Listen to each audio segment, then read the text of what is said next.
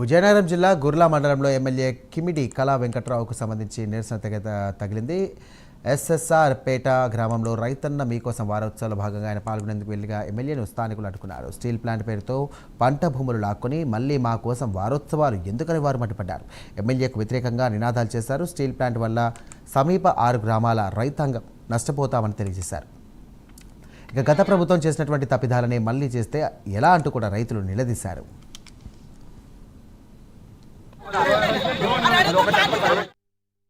ఈ రోజు మన గుర్ల మండలం ఎస్ఎస్ఆర్ పేటలో స్థానిక ఎమ్మెల్యే ఒక రైతు భరోసా కార్యక్రమం నిమిత్తమై ఇక్కడ రావడం జరిగింది. కొద్దిసేపటి క్రితమే మా రైతులందరికీ ఇన్ఫర్మేషన్ ఇచ్చారు వస్తానని. అనధికారికంగా సీక్రెట్ గా ఇక్కడికి వస్తాను ఆయన అయితే మీ విషయం తెలుసుకొని అప్పటికప్పుడు ఎమ్మెల్యే గారికి మర్యాద పూర్వకంగా వినతిపత్రం ఇవ్వాలని అప్పుడు అందుబాటులో ఉన్న రైతులందరినీ తీసుకుని ఎస్ఆర్ పేట చేరుకోవడం జరిగింది. అయితే ఈ క్రమంలో ముందుగానే ఈ విషయాన్ని తెలుసుకున్న పోలీసులు మమ్మల్ని ఎక్కడికక్కడ అడ్డగించి మమ్మల్ని ఇబ్బంది పెట్టడం జరిగింది. మీరు ఎందుకంత మోసం చేశారని మేము ప్రశ్నించాం.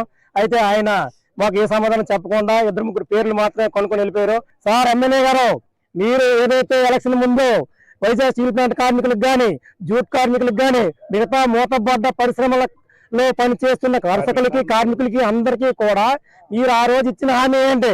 నేను అధికారంలోకి రాగానే మిల్లులు పరిశ్రమలు మూతబడినవన్నీ తెరిపిస్తాం అని ఆ రోజు మాట్లాడారు.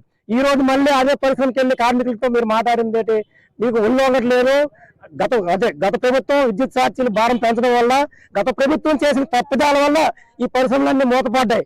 నాకోటి అండి, నేను గెలిస్తే మీ పరిశ్రమలు తెలిపిస్తాను, మీ కంపెనీలకు రాయితీలు ఇస్తాను, మౌలిక వసతులన్నీ కల్పించి మీకు ఉద్యోగ భద్రత కల్పిస్తానని చెప్పారు.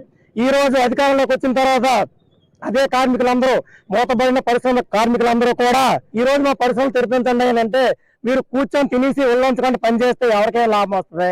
స్మెల్టన్ అనే స్టీల్ ప్లాంట్ ఈ అక్కడ ఉన్నటువంటి 6 గ్రామాల్లో వస్తుందని చెప్పేసి ప్రకటన చేసినప్పటికీ మేము సదరు ఎంఆర్ఓ గారికి అలాగే చూర్పల్లి నియోజకవర్గం ఎమ్మెల్యే కళా వెంకటరావు గారికి రిప్రజెంటేషన్ ఇవ్వడం జరిగింది.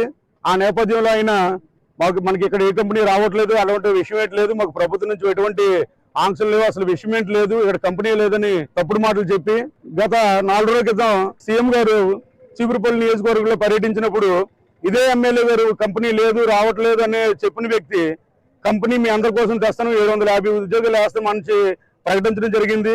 మరి ముందు జనాలందరినీ మభ్యపెట్టి కంపెనీ లేదని చెప్పి ఓట్లు వేయించుకుని గెలిపించుకొని ఇప్పుడు కంపెనీ వచ్చి ఎమ్మెల్యే సీఎం గారు వచ్చేసరికి కంపెనీ వస్తుందని ఎలా ప్రకటిస్తారు?